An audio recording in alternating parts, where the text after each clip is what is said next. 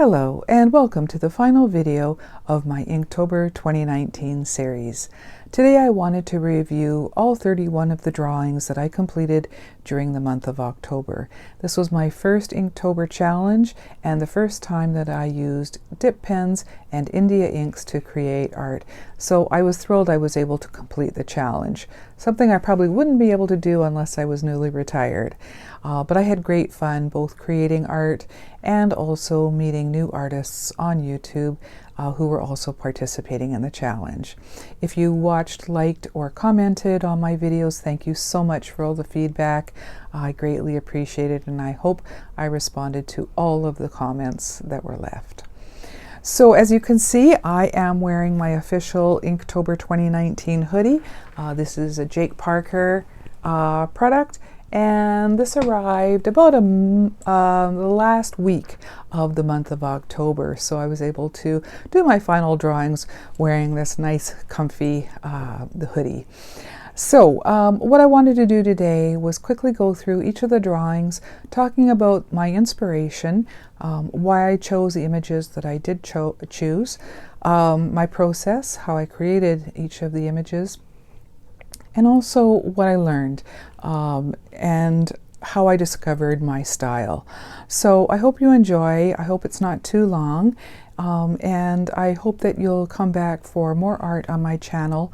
I plan on doing more drawing, sculpting, and painting on this channel other than my regular knitting podcast. So if it's something that you are interested in, I will try to keep my playlists separate so that you can watch whatever you prefer on my channel.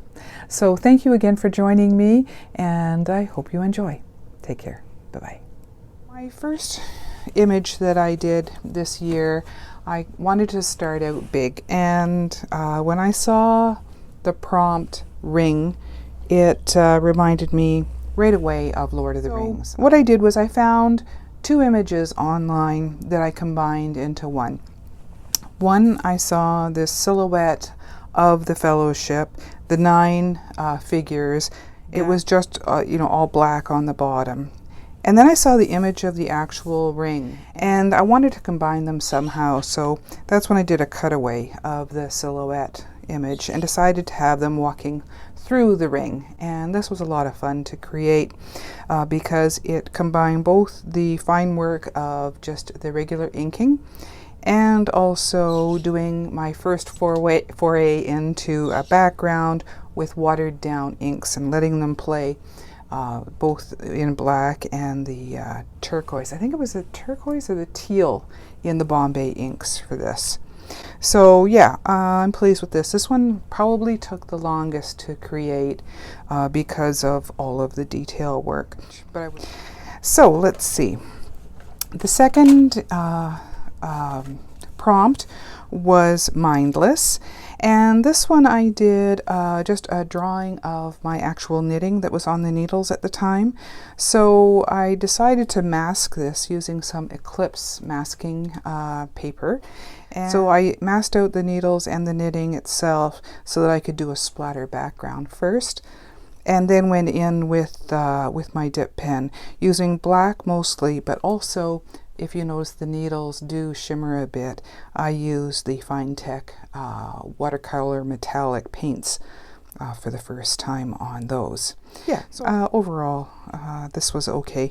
It was a first kind of practice with a little bit of hatching to create the 3D effect. Okay, day 3 was actually my birthday, and this was a lot of fun to do this bait. I found an image of a fish online that I used as a reference, and then just drew the hook and the worm myself. But yeah, this was the first time that I did some more detailed cross-hatching with a little bit of the dots. So I was pleased with how the fins came out and how it looks kind of transparent on this fin, especially well on there. Okay, next came Freeze, and this one again I was trying to experiment some more with my cross hatching. This one had a lot of detail, a lot of shadows. I love doing the splatter with the white ink on the page afterward for snow. Sometimes it's kind of hard to see, but in real life that's it's kind of like 3D. It's bumpy, so that was fun. So again, I used an image online for reference. This is very reminiscent of Winnipeg. Yeah, you'll often see people walking through a blizzard. I think the most that I got out of this was, again, practicing with the shading, with the cross hatching, and then using a little bit of different textures for the furry collar of her hood. I'm pleased with how that turned out. Okay, 5 was Build. Again, the image I found online. So of the bird with its nesting materials in its beak. So this one I wanted to experiment more with the darker tones, how to do an actual black bird without it being flat. And so yeah, I was experimenting more with the shading of feathers. So this one's a little more basic. Okay, Husky. This one, I'm pleased with it overall. Probably one of my least favorite though, for a couple of reasons. First of all, I had to use white ink to kind of build out some of the hair on his forehead there, and I wasn't thrilled with how that turned out, especially on this like off-white paper. It really wasn't the best choice. I do like how the eyes turned out, but I don't like how the nose is too pointed. Huskies have more square snouts. So this one, 7 Enchanted, was a very simple one. I wanted to play around with some yellow inks in the background, so I was pleased with that. This image is taken from the Wizards Unite advertisement. It's very similar to it, so that's where I was inspired from that. Yeah, so I mean, it was a simple one, but you know, I was really kind of stuck on Enchanted on what to do for that. Okay, Frail. This was my second bird that I created this month, and I'm much more pleased with the feathers on this one than on the first one because I got a lot more detail in this bird. It's basically, you know, a nice little chubby bird on a frail branch that's barely holding his weight.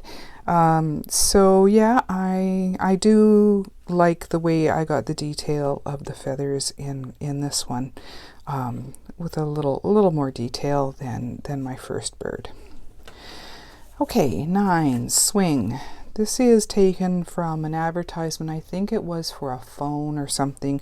There was a picture of a woman on a swing with this silhouetted tree, and I believe it had a cityscape down here, so I just adapted that to my own, leaving it more nature rather than city. So it was okay. I mean, it's not a great piece. You know, it was pretty simple. I do like the way the clouds worked out, but at first when I was doing it during the video, I was doing mostly grays in the bottom here, and I felt that I needed to incorporate more of these colors in there, so I added those later, and it helped me like this piece a little bit better. Overall, it's okay, but yeah, it wasn't one of my favorites, but yeah, it turned out all right. Okay, 10, Pattern. This was one of the most difficult ones that I did. To be honest, I started this one on another page that I removed from my book. I started this image, first of all, using cross-hatching. I don't have the page anymore. I'd show you. I wanted to do this basically with just cross-hatching, showing the shadows, but to get this nice smooth texture, it just wasn't working out. It did not look good. So I got about a leaf and a half in, and I decided, no, scrapping this one. And I went instead with more painting with the ink to get that smoother surface. So I was much more pleased with that. you live and learn. So, okay, snow. This was an image of a snow hare. So I wanted to get out my blue inks and let them play for the background. In the image that I used as a reference, this was all evergreens in the background. It was in a forest scene. So I like the way the blues kind of just hint at trees in the background. I wasn't thrilled the way this was. I would have, if I did this again, I would fix this snow pile over here to make it not so abrupt. Even though in the image that is the way the snow is, but I think when you're doing a drawing, sometimes taking it direct, exactly from an image doesn't always work out. I think I would have changed the snow shape here to make it look a little more like this side. I like this side of the snow and how the shading worked out rather than this side. But again, once the ink's down, it's down. So it's not like you can erase it and try again. So the bunny probably could have used a little more shading, although it was pure white. So I was still learning how to shade something that had white fur. So that was snow. Oh, dragon. This one took me forever to draw. And what I did was I first used my dragon sculpture that I did. It's in one of my podcasts, I believe. I made a polymer clay dragon. So I used that as the base for my inspiration. And then kind of went on from that, then just used my imagination. If I did this again, I would make his snout much longer and not so abrupt. So I would bring it out more. I was really unsure what to do on his neck. At first, it was nothing here. And then I thought, okay, I'll do scales. And I'm pleased the way the shading of the scales turned out for there. My favorite part, I think, are the horns. And these horns, I got inspiration from another image of an animal with horns. So I was able to use that to kind of get an idea of what I wanted for him. So I really like the way the horns turned out on him there. But boy, before he was finished drawing, I had, horns coming out of his mouth and teeth, and, I had the horns going straight back or further up or curved. Did so many permutations of this, it was just ridiculous. And then I got to the head and I didn't know how to texture his head. And this was probably the first time I really did this little stippling dotted pattern. And I really like the way that it went from the scales to just the textures in the head. So that's something that I started to pick up in future drawings. So that was dragon. Okay, ash. I knew when I was playing around with my inks before I started Inktober, I was playing around with watered down inks and just dropping them on the page and letting them bloom. And I thought right away, yeah, that's going to be perfect for the ash prompt. So that's what I did. I just dipped them in, and I realized early on that I would have to do it in layers and dry them in between. Otherwise, they would just bloom into each other and just make a mess. So what I did was I did this, if you see in the video, I would do areas that weren't touching each other so that they wouldn't flow into each other. So I would do some areas, let them dry. I used my heat gun for that, and then went and did a few other areas and then built it up and up and up. And then once I got it done, I wasn't sure if I was going to or if I should outline it with my pen. I decided to outline some of it. I'm glad I did. I like the way that turned out. And the image of the actual mountain or the volcano is Mount St. Helens. So that was an image from the eruption in 1980. That was the same year I got married. It was just actually, I remember because it was a few weeks before we got married that that eruption took place. So yeah, that one was a lot of fun to do because it was a mixture of a little bit of detail work with a pen and then playing around with painting with the inks as well. Okay, Overgrown. This one I struggled with finding, inspiration to do something for this. At first I had this whole page drawn out with an old cabin with old wood and all these plants growing all over it. And then I thought to myself, do I really want to ink all of those tiny little leaves and flowers and all that? And I said, no. So that all got erased. And then I came across this image online of an ibex with his overgrown horns or antlers. I guess they're horns. So I went with this instead, and I'm so glad I did. Otherwise, I think I would still be drawing all of those leaves and branches and flowers in my first image. So again, I was enjoying starting to work with different textures, like different ones for his beard versus smaller ones for his face. And again, you know, the texture in his horns there. Okay, legend. This one I combined a couple of reference images that I found online. So basically of a forest. So just the vertical background's just supposed to give you the, you know, image that you're deep in a forest, or the feeling that you're in a deep forest. And then found a picture of a stone. There was different stones that were round, not too interesting, so I kind of just went ahead and did my own thing there. And then just a picture of the sword itself. And again, I used the silver Fine Tech paints to give it a little bit of a shine. So I'm pleased with how the white ink did the sunbeams. I wasn't too sure when I was doing it if I was actually going to start to ruin my image here, but I'm glad the way it turned out. Since then I've learned a few other techniques to do this, so that might be something that I explore more in the future. But yeah, that was Legend. Okay, Wild. This one was a lot of fun to do.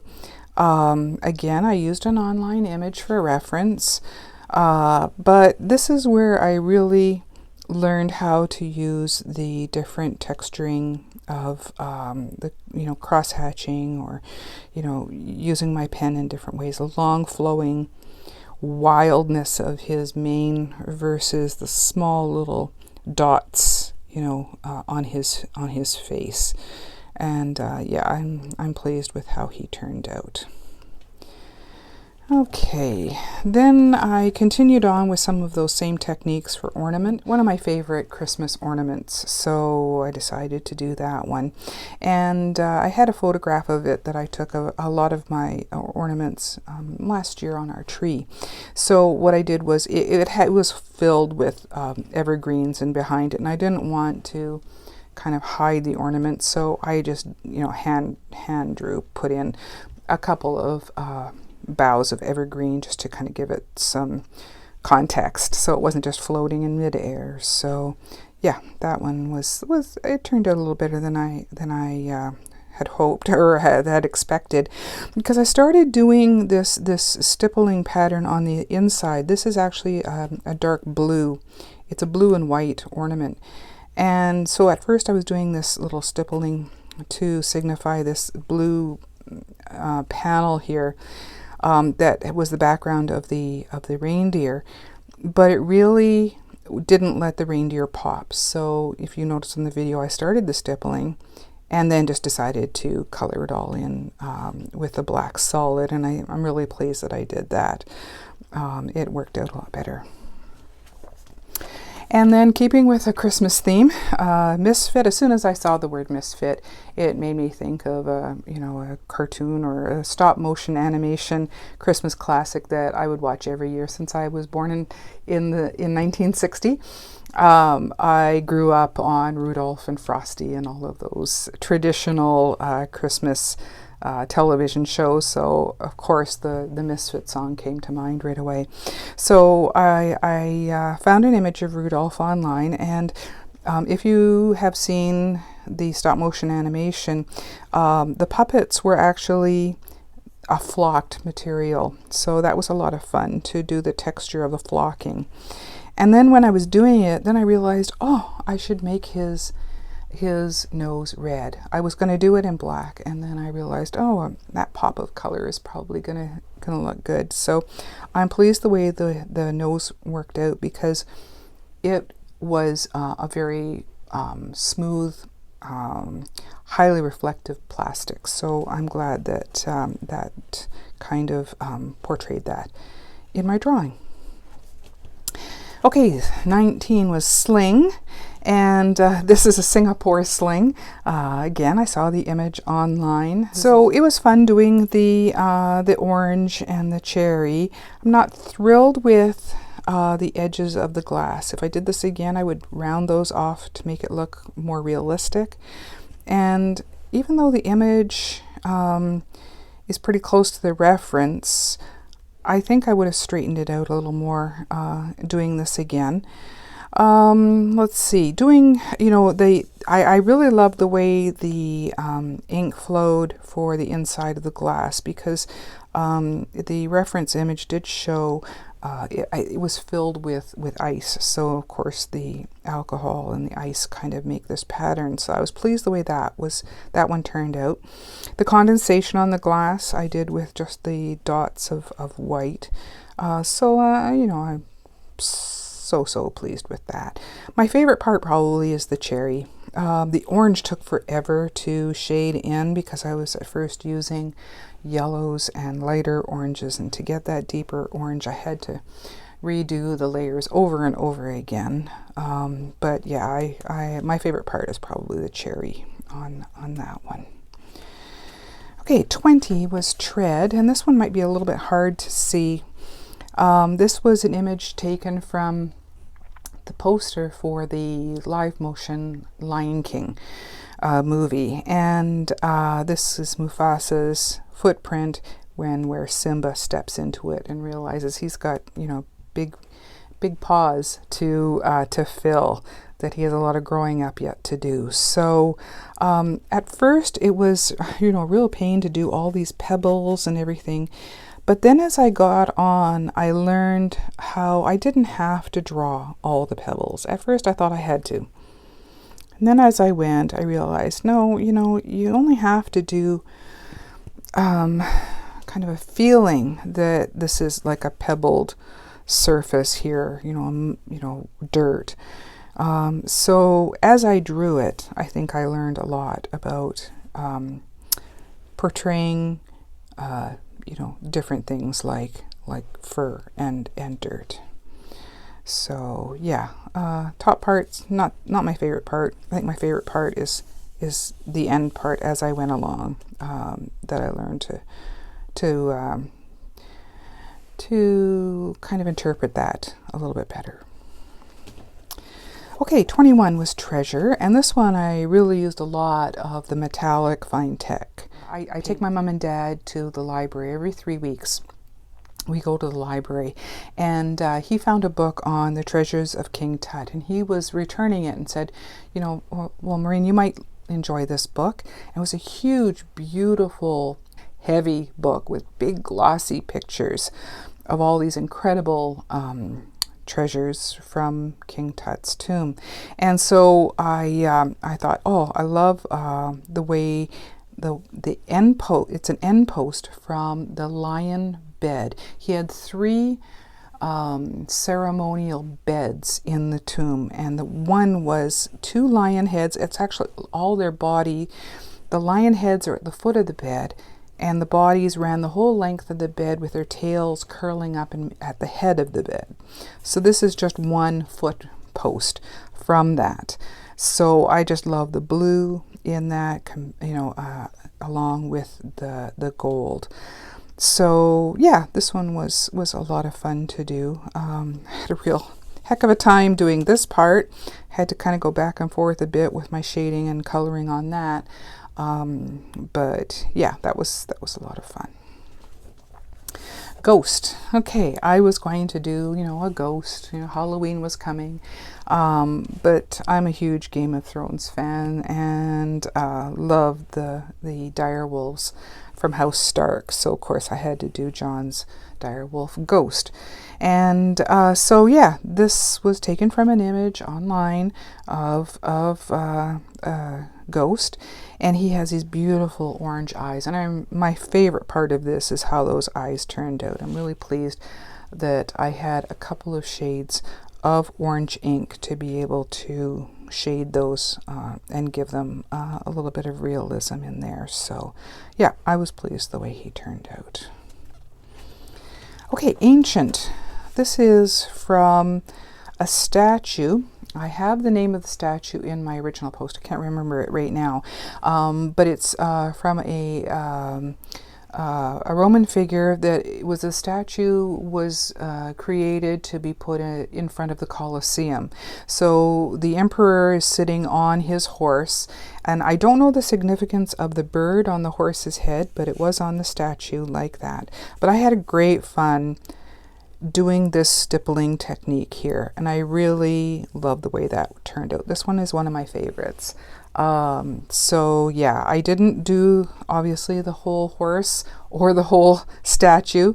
I just wanted to concentrate on his head, and this was from about, I think it's about 200 BC that this statue was created. So it was really intriguing to see on the statue some of the decorations of the horse, you know, of his, you know, the headpieces and things like that. And again, the bird.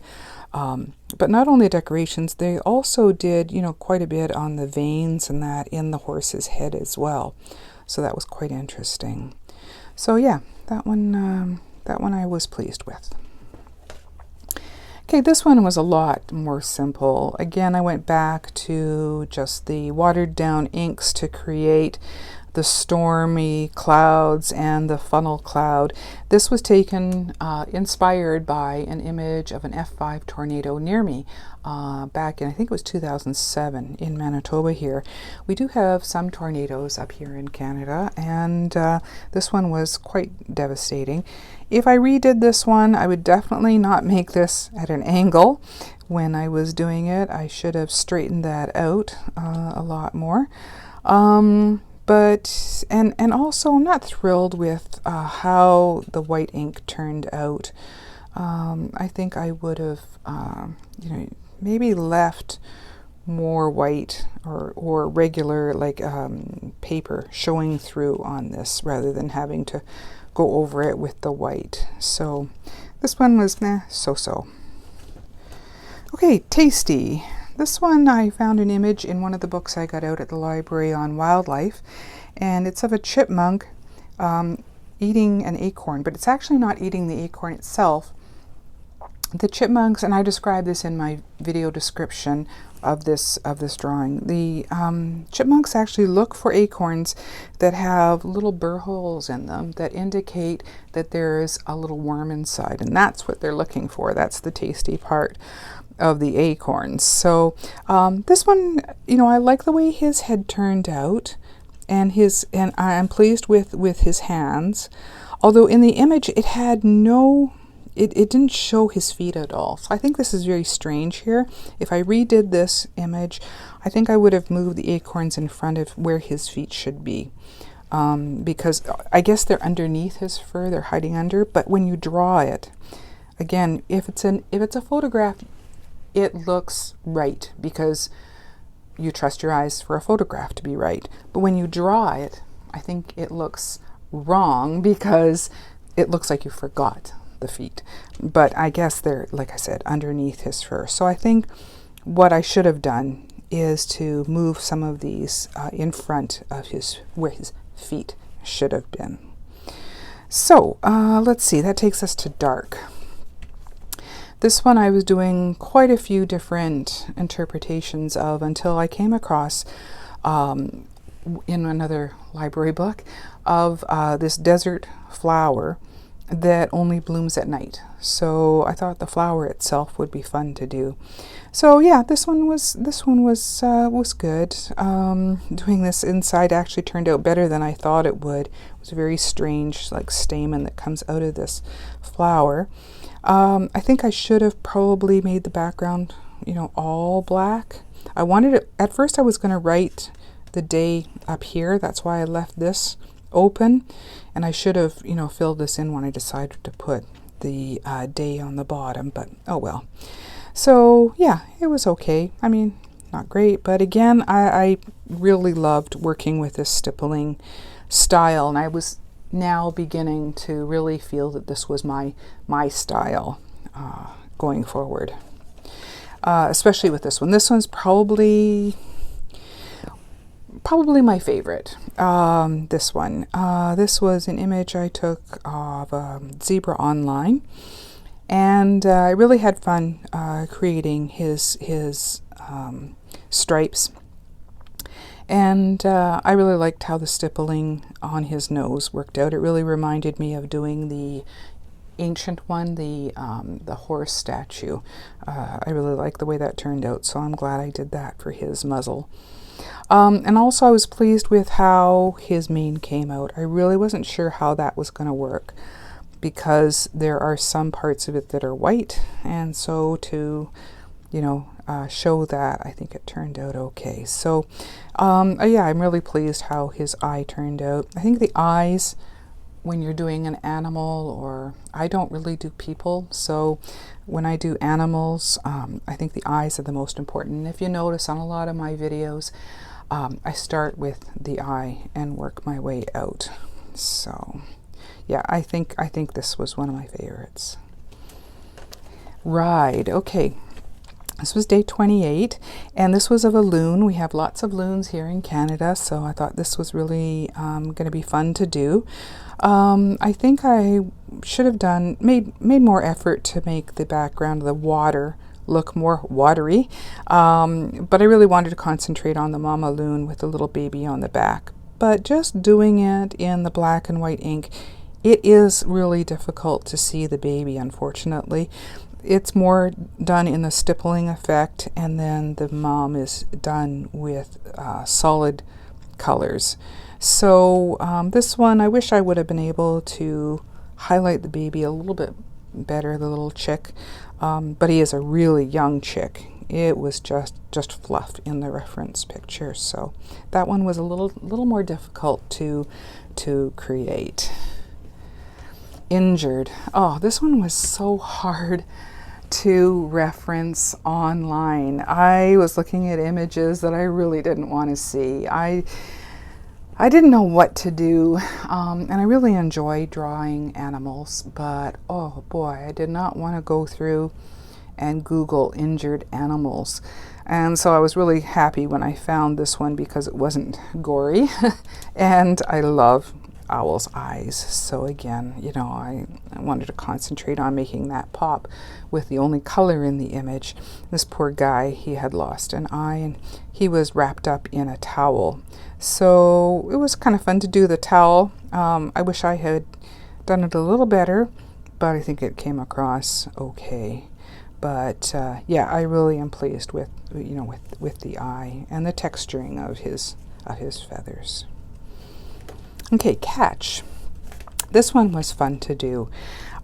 This one I just found an image of a raccoon online, and then I did the fish myself. It's actually kind of the same fish from day 3. I kind of used that as a reference for the fish in his paws there.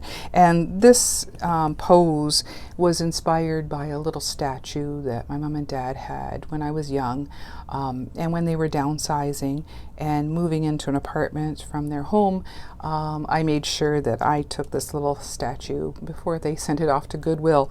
And I still have it here in my studio. I love seeing it and remembering all those times that I would see it when I was a young girl. So yeah, I am pleased with how his eyes turned out. And again, you know, how the stippling effect, or you know, especially in the fish, turned out. And then the last one, I decided to finish with some color. So this one was fun to do. I did it first in just the black ink, and then went in with some colored inks to add some color to it. I like the cherry, the way that turned out. His face I'm pleased with. I'm not pleased with the hands, but this is how his paws were again, in the reference image, you look at them and you have to believe that that's how they look because it's a photograph. But when you draw them, it's so much more difficult to make them look real. And I probably should have maybe moved his hand out a little more to make it more rounded, make his fingers more rounded. If I did this again, that's the things that I would change for that. But overall, it was a fun way to finish off with a bit of color. So that's it. That's my whole book all together in one. It'll be so much fun to keep this as a memento of my very first Inktober and my first foray into using a dip pen and India inks. I also have another video in my Inktober playlist of my little carousel that I made. And that was so great to have my inks. They're just right over here on my desk now that I can just spin that around. I have access to all my colored inks now. So I know that this won't be a one of. I'm going to continue to do more ink drawings in the future. So stay tuned for that. In the meantime, in the last few days, I got back to doing some other crafting, some more charms, some sculpting, getting back to sculpting rather than drawing. So you'll see some more videos on that on my channel and updates to my shop for that. So in between doing sculpting and knitting, I'll be getting back to doing some more drawing because I enjoyed this so very much. So I hope you'll come back and visit again, and I'll try to title my future videos so that if you only want to see the drawing or only want to see my sculpting or only want to see my knitting podcasts, that you'll be able to pick and choose from those videos in the future. So in the meantime, thank you so much for joining me. I know this was long. I hope you enjoyed it. And if you have any questions or comments, please leave them below. I really appreciate it. I read all of them and I try hopefully to respond to each and every one of them. So thank you again for joining me, and until next time, take care everyone. Bye-bye.